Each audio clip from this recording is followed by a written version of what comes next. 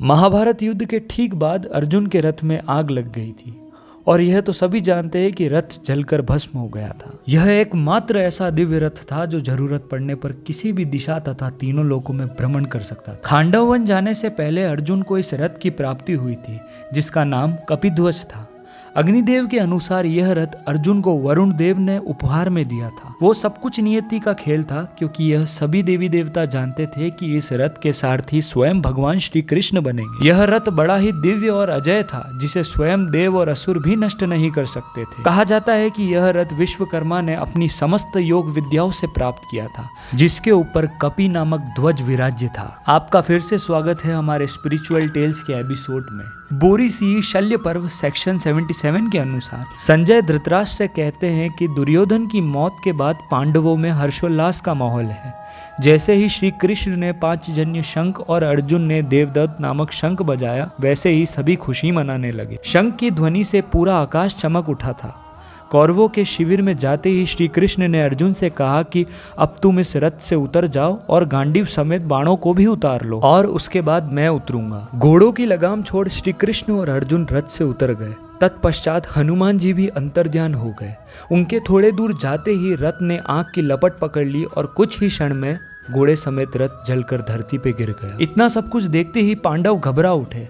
तब अर्जुन ने श्री कृष्ण से पूछा कि हे माधव, आप मुझे बताइए कि यह रथ अकस्मात कैसे भस्म हो गया? ये कैसी माया है वासुदेव? मैं इससे अनभिज्ञ हूँ। मेरी आपसे विनती है कि आप मुझे इसका रहस्य बताइए। तब भगवान श्री कृष्ण बोले कि हे अर्जुन, तुम्हें क्या लगा यह रथ को तुम अपनी शक्ति से संभाल रहे थे? ये तो पहले ही महावीरों के ब्रह्मास्त्रों से नष्ट हो चुका था। रथ केवल इसीलिए बचा रहा क्योंकि इसकी डोर मेरे हाथ में थी और तुम्हारे रथ के ऊपर तो स्वयं हनुमान थे।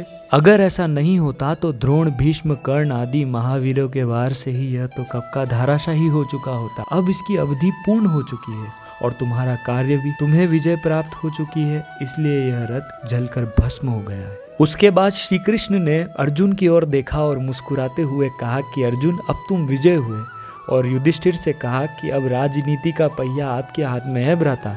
अर्जुन ने फिर से श्री कृष्ण से कहा कि हे माधव, आप जिस पक्ष में होते हो जीत भी उसी पक्ष में होती है, तो आपके होते हुए हमें कोई भी परास्त नहीं कर सकता। श्री कृष्ण ने कहा कि कुंती पुत्र, मैं सिर्फ धर्म के पक्ष में रहता हूँ क्योंकि जहाँ धर्म का वास होता है वही मेरा आस होता है। जो मुझे सच्चे मन से पुकारता है मैं किसी भी रूप में उसकी सहायता के लिए आता हूँ। जो व्यक्ति अहंकार माया में लुप्त है उसे यही लगता है कि यह सब कुछ उसकी बल बुद्धि शक्ति से हो रहा है, लेकिन वो यह नहीं समझता कि यह सब प्रभु की कृपा, गुरु तथा माता पिता की दया से हो रहा है। लेकिन मनुष्य का अंधकार इन सभी कारणों को अंधेर में छिपा लेता है। महाभारत की यह कथा बहुत कुछ सिखाती है। बहुत से लोगों को लगता है कि हमारे पास सच्ची और सही राय देने वाला मित्र कृष्ण नहीं, लेकिन वे ये नहीं जानते कि भगवान तो मन में बसता है। सिर्फ ज्ञान चक्षु खोलने की देरी है। कृष्ण साथ नहीं हो तो क्या हुआ, उनकी कही गई गीता तो है, क्योंकि महाभारत का सार ही कृष्ण का आधार है।